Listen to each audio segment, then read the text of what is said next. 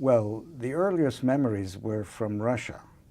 And in Russia, we lived in a small izba, a wooden type house, small, tiny, 1.5 room, something like that.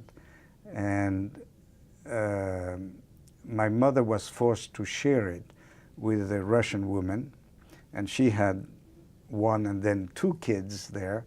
And my earliest memory was that my mother needed to work in the fields during the day, and my sister was the one to keep me in the house, and she was 4.5 years older than I was.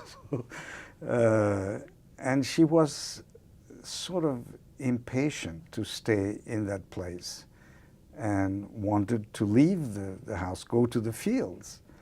So one day, and I don't know to which extent it's real memory or constructed memory, that she actually went out the window. The window was just almost level with the floor, and went to the field, and I was left alone in the house. And I have the image of looking through that window to see where she was.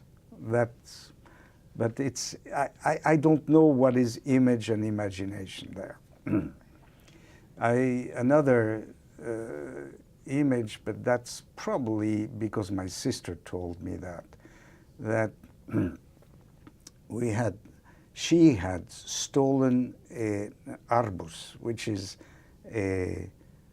what is it called? A watermelon. Watermelon? Yes, a watermelon, and it's very big and heavy.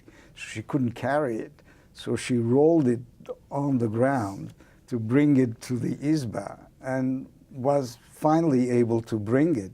But in her way of telling me the story, I have the impression that I saw it. I don't know. I don't think it's true, but it's imagination.